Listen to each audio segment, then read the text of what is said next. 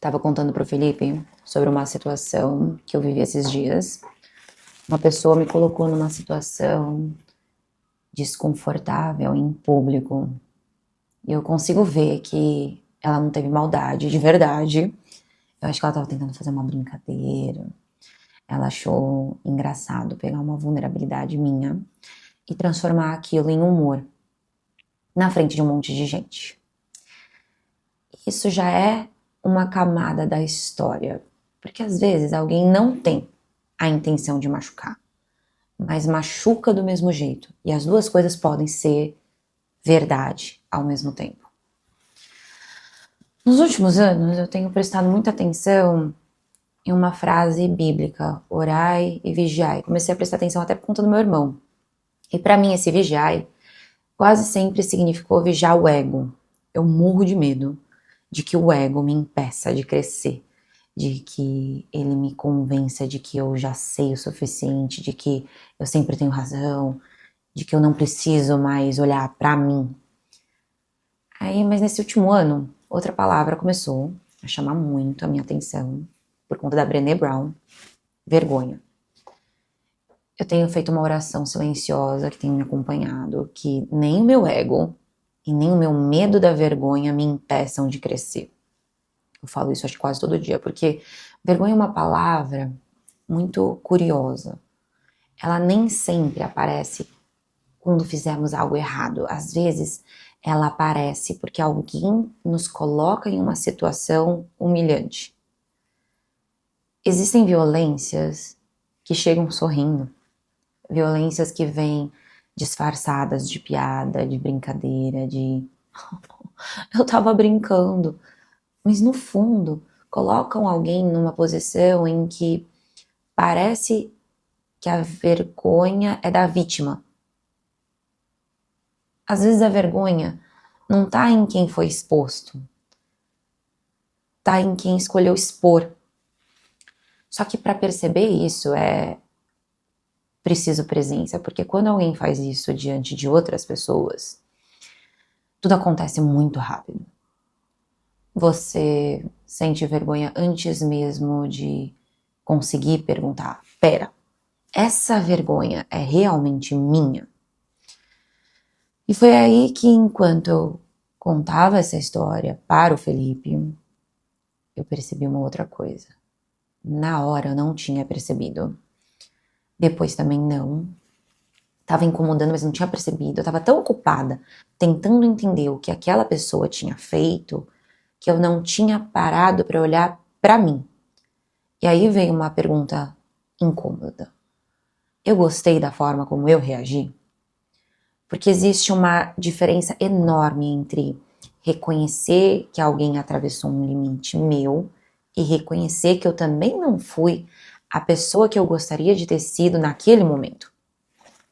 É muito barulho acontecendo ao mesmo tempo. Primeiro eu preciso ter presença para perceber que aquilo não foi legal, que eu não gosto de ser tratada daquela maneira, que mesmo sem intenção houve uma exposição que me feriu.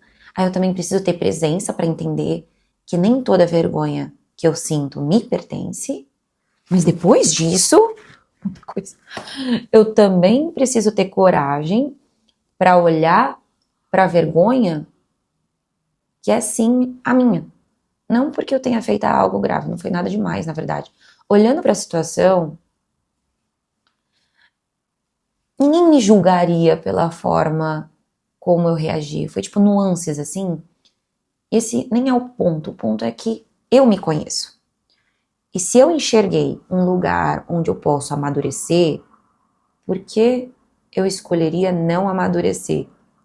Não para me culpar, não para exigir perfeição, mas para perguntar com honestidade: essa é a mulher que eu quero ser quando me machucam? Porque é aqui que eu acho que a gente se perde. Porque é muito comum alguém dizer: mas é compreensível, você reagiu assim porque estava ferida, porque estavam te ferindo. E eu concordo, é compreensível. Mas espera. Será que o fato de ser compreensível significa que é o jeito como eu quero continuar reagindo? Acho que não. Às vezes a gente transforma explicação em autorização. Se é justificável, então tá tudo bem? Se dá para entender, então eu não preciso olhar para isso? Mas uma coisa não anula a outra. Eu posso entender profundamente por que reagir daquela maneira e ainda assim escolher que eu não quero repetir essa versão de mim. Pelo menos tentar. Porque a pessoa pode ter ferido a minha dignidade por alguns minutos. Mas eu não quero entregar a ela o poder de decidir quem eu me torno enquanto tô sendo machucada. E teve uma última coisa que eu percebi enquanto eu pensava em tudo isso. Eu, por muito tempo, fui uma pessoa dos ultimatos. Era muito fácil pensar, se fez isso, então não é minha amiga. Hoje eu percebo que esse pensamento é confortável, mas também é simplista, porque ela não deixou de ser a minha amiga. Ela é uma amiga que cometeu um erro. Eu não cometo erro? Uma amiga que já esteve ao meu lado, cara, 10 anos, que já me fez muito bem. Assim como eu também já fiz muito bem pra ela. E eu tenho certeza que em algum momento eu também já errei com ela. Uma amizade de anos não pode ser reduzida a 1 minuto. Assim como eu também não quero ser reduzida a 1 minuto. Isso não significa fingir que nada aconteceu. Eu e ela, a gente vai conversar. Não significa aceitar desrespeitos, não significa deixar de colocar limites. Significa apenas reconhecer que pessoas não são fotografias, são processos. Nós temos uma tendência enorme de transformar verbos em identidade. Mas talvez a verdade seja justamente o contrário. A gente quase nunca é, a gente está.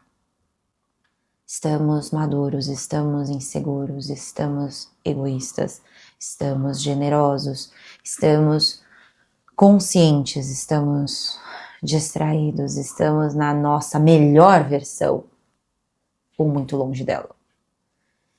E essa diferença muda tudo, porque quando eu acredito que alguém é o erro que cometeu, eu também passo a acreditar que eu sou os meus. E isso fecha qualquer possibilidade de transformação. E eu acredito que somos processos, então existe espaço para arrependimento, crescimento, existe espaço para reparação, existe espaço para voltar diferente amanhã. Talvez seja isso que eu esteja aprendendo. Nem o ego pode me impedir de olhar para os meus erros ou o que eu não sei. Nem o medo da vergonha pode me impedir de crescer por causa deles.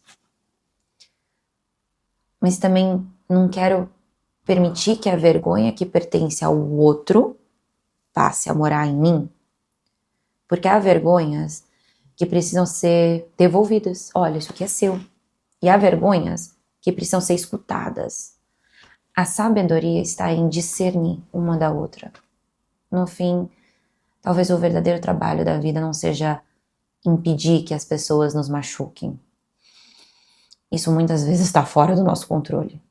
Ou o verdadeiro trabalho é aprender a discernir o que pertence ao outro e o que pertence a nós. Devolver a vergonha que nunca foi nossa. Transformar a parte que ainda é, sem permitir que um erro defina uma amizade ou uma pessoa, sem permitir que uma reação defina quem somos, porque ninguém cabe no pior movimento que viveu, nem naquele em que machucou alguém, nem naquele em que reagiu pior do que gostaria. Somos muito maiores do que o nosso pior minuto e talvez amadurecer seja justamente isso, ter lucidez para reconhecer quando fomos feridos, humildade para reconhecer quando ainda podemos crescer e generosidade para acreditar que nós e as pessoas que amamos também podemos voltar melhores amanhã.